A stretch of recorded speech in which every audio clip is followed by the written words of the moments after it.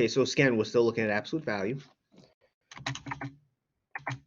So now let's consider this equation. You know, you could have absolute value of a number, but you can also form equations, though.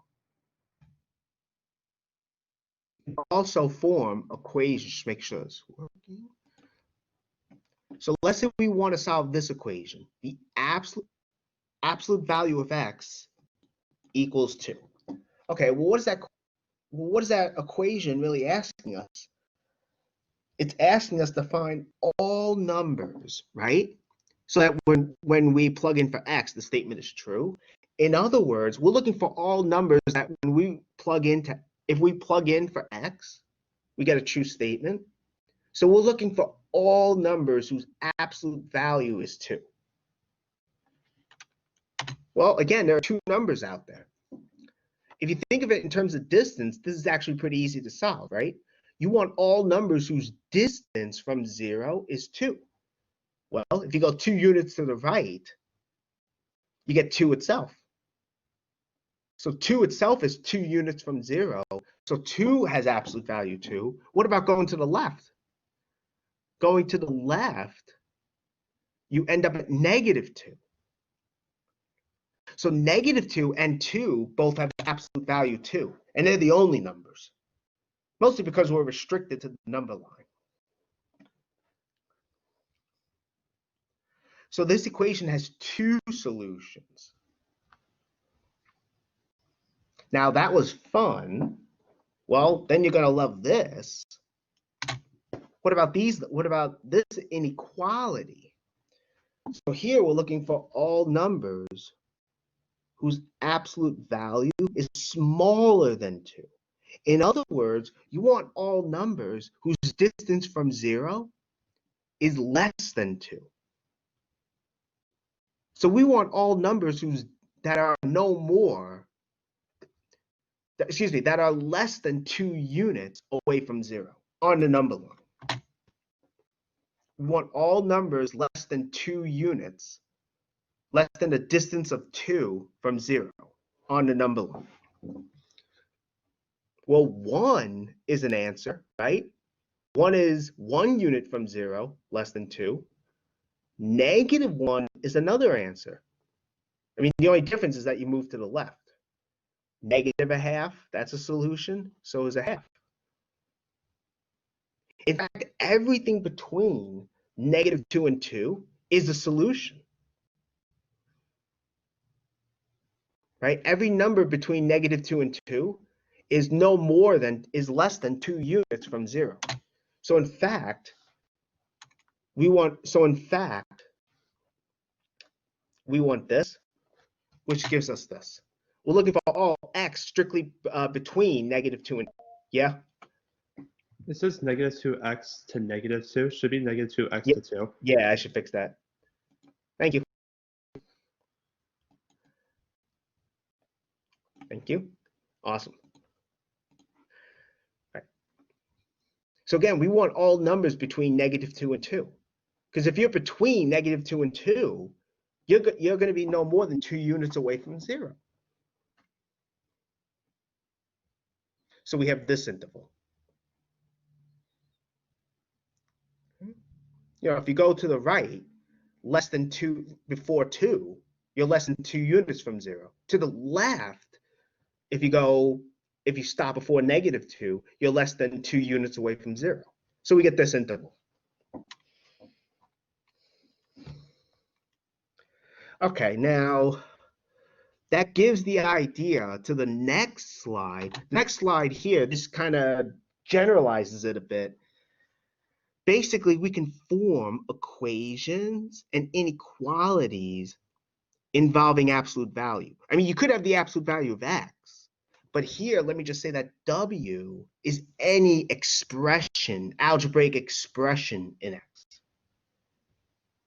So to solve each of these equations, you do the following. If you think about absolute value in terms of distance, it really makes sense as to why you solve this way. I mean, for instance, if you want to solve this equation, then you want w so that w is b or negative b. Those are the only two numbers that have absolute value b. In other words, those are the only two numbers whose distance from 0 is b. Here's the same idea. You want all w that are no more, that are at most, that is, b units from 0. So same idea. And again, w is an algebraic expression in x.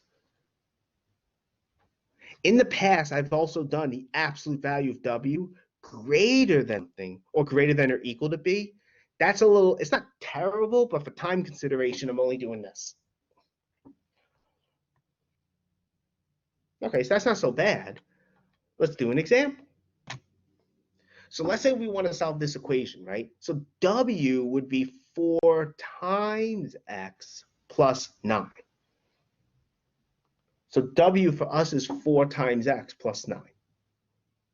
So again, to solve that equation, we want all x such that this is true, and all x such that this is true.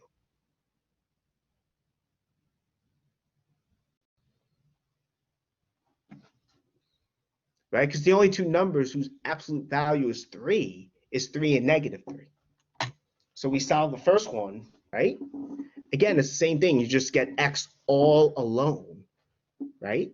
So I subtract 9 from each side. We have 4x is negative 6, and then we divide. I mean, you could leave it as negative 6 over 4, but you don't have to. But this gives us one solution. We get negative 3 over 2. So that's one solution. But we're not done yet, though, right? Because this is x, so that 4x plus 9 is 3. But what if but we also want x, so that 4x plus 9 is negative 3. And that's what we're doing here. So now it's negative 3. So it's the same idea. I mean, it's the same process, essentially. It's just that instead of 3 here, you have a negative 3. So negative 9, you get negative 12. 4x is negative 12. You divide, and you're good.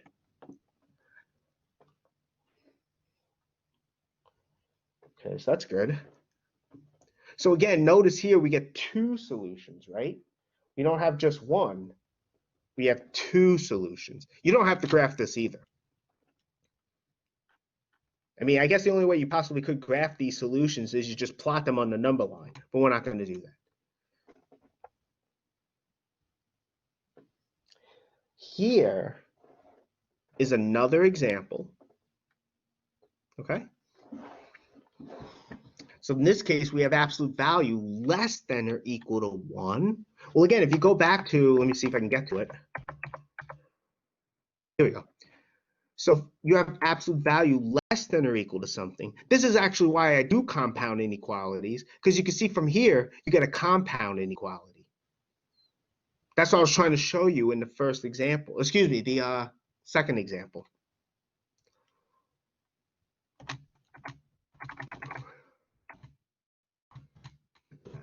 So what we want is we want to determine when x minus 2 in absolute value is less than or equal to 1.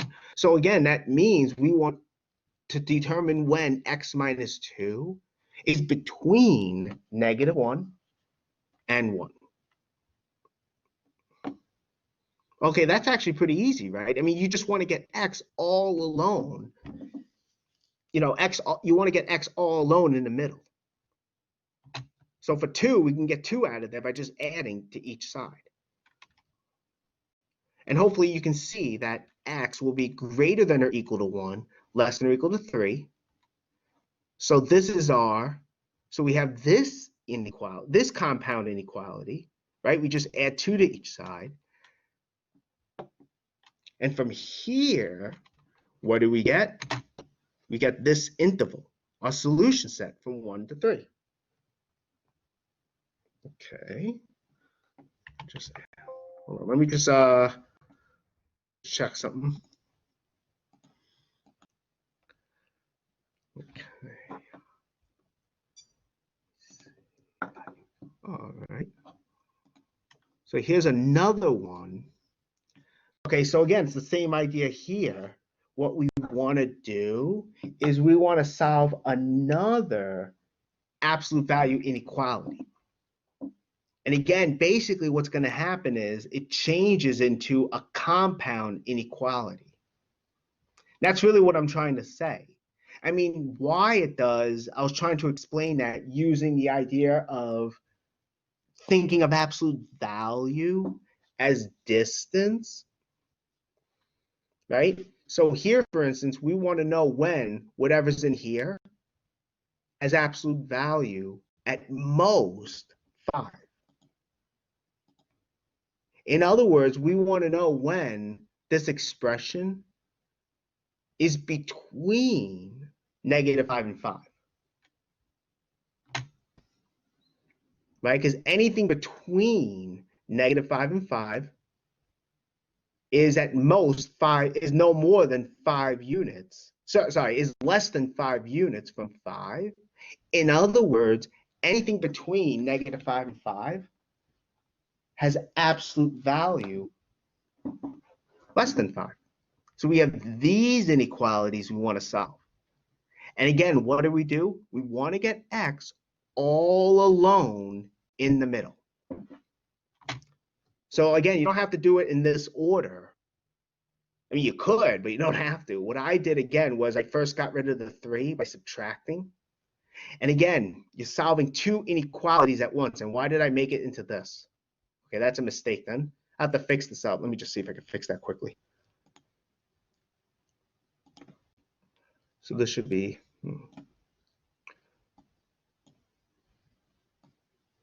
okay. So it's less than or equal. I don't know why that's strict inequality, but I guess that's okay. But basically, this is what you have to do. So I don't want to rush through this. So maybe we'll start from this example next time. That's what I'll do. So I'll start from here next time. All right. Let me stop here.